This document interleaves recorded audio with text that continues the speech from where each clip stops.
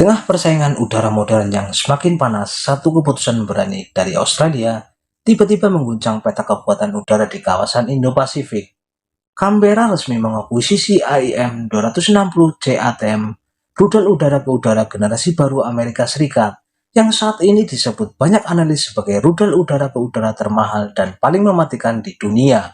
Apa sebenarnya yang membuat rudal ini begitu ditakuti? Mengapa Australia rela menggelontorkan anggaran besar hanya untuk menambah satu jenis rudal? Dan bagaimana keputusan ini berpotensi mengubah keseimbangan udara, termasuk bagi Indonesia dan negara-negara Asia lainnya? Mari kita kupas dengan narasi lengkap versi elang militer. Bab 1. Langit sedang berubah. Konflik global di masa depan tidak lagi ditentukan oleh siapa yang punya pesawat tempur terbanyak. Yang menentukan adalah siapa yang bisa melihat lebih jauh, menembak lebih cepat, dan menghancurkan musuh sebelum sempat terbang mengunci radar. Dan di era itu, AIM-260 JATM adalah rajanya. Rudal ini lahir dari satu kebutuhan mendesak Amerika mengalahkan rudal hipersonik dan BVR super jauh milik Cina. Seperti PL-15, Washington sadar bahwa bila F-22 atau F-35 tidak memiliki rudal yang jarak jangkauannya lebih panjang, keunggulan udara mereka bisa diruntuhkan hanya dengan satu generasi teknologi. Maka mereka merancang JATM Joint Advanced Technical Missile, rudal yang tidak hanya didesain untuk mengalahkan musuh, tetapi untuk menghapus mereka sebelum mereka sempat menyadari ada sesuatu yang datang. Bab 2. Australia masuk dalam lingkaran dalam. Masuknya Australia ke dalam daftar negara pertama yang diperbolehkan mengakuisisi JATM bukan sekedar transaksi biasa. Ini adalah pengakuan strategis bahwa Australia adalah bagian inti dari benteng udara AS di Indo-Pasifik. Dengan F-35A yang sudah mereka operasikan, JATM menjadi gigi paling tajam dalam arsenal Angkatan Udara Australia. Bayangkan kombinasi mematikan ini, F-35A dengan radar AESA generasi terbaru, ditambah rudal BVR yang bahkan Amerika tidak membuka spesifikasi lengkapnya ke publik. Hanya ada satu alasan kenapa semua ini dibungkus misteri. Jarak tembaknya diyakini jauh lebih dari 200 km, mungkin menyentuh 250-300 km dengan teknologi propulsi baru yang tidak digunakan rudal AIM-120 Amran. Inilah mengapa harganya disebut sebagai rudal udara ke udara termahal di dunia saat ini. Australia membayar mahal bukan untuk senjata, tetapi untuk dominasi langit.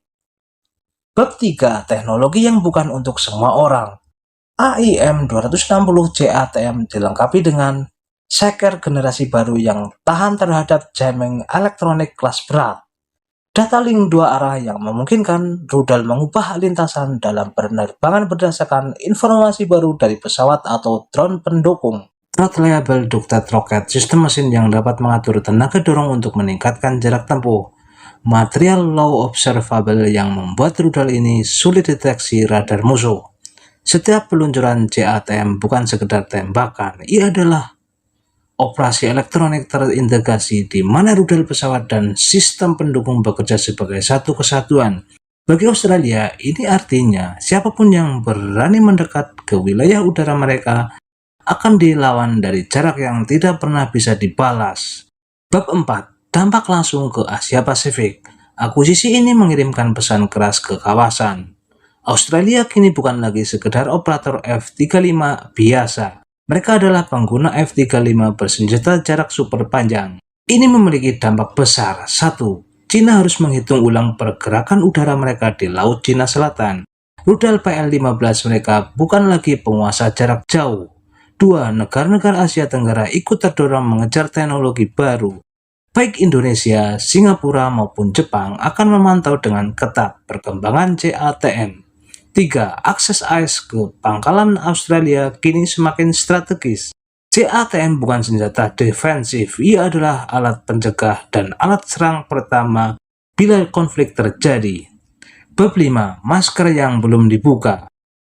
Hal yang paling misterius adalah tidak ada satupun negara yang tahu kapasitas sebenarnya dari rudal ini. Amerika hanya mengungkapkan sedikit detail dan sistemnya tetap rahasia tingkat tinggi. Australia mendapat hak akses, tetapi detail teknisnya tetap dikunci ketat di Washington. Inilah sebabnya CATM disebut rudal siluman pemburu, muncul tanpa tanda, menguji target dari jarak melampaui radar lawan, dan pada detik-detik terakhir, musuh baru sadar bahwa mereka sudah kalah sejak 2 menit sebelumnya. Bab 6. Bagaimana dengan Indonesia? Keputusan Australia ini tentu harus dipandang sebagai sinyal penting, bukan ancaman langsung, tetapi sebagai pengingat bahwa teknologi udara bergerak cepat. Indonesia pun perlu memastikan bahwa pesawat tempur masa depan seperti KF-21, F-15EX atau Rafale memiliki rudal yang mampu bersaing di medan tempur modern. Langit masa depan bukan hanya tentang dogfight, itu sudah selesai. Pertarungan udara sejatinya sudah dimulai sebelum kedua pilot saling melihat di radar. Dan CATM adalah contoh paling ekstrim dari konsep itu. Era baru perang udara dengan Australia kini mengoperasikan AIM-260 JATM. Indo-Pasifik masuk ke babak baru. Babak di mana senjata tidak lagi terikat jarak, radar tidak lagi bisa dipercaya sepenuhnya, dan pesawat musuh bisa tumbang dari garis horizontal. Sebelum menyadari apa yang sebenarnya terjadi, ini bukan sekedar akuisisi, ini adalah deklarasi bahwa Australia siap naik kelas dari kekuatan udara regional menjadi kekuatan udara strategis yang mampu menahan siapapun yang mencoba menguji batas mereka. Dan bagi kita semua, ini adalah pengingat bahwa perlombaan langit baru saja dimulai. Terima kasih Anda telah menyaksikan video ini, dan jangan lupa ya like, komen, serta subscribe. Terima kasih dan sampai jumpa di video-video berikutnya.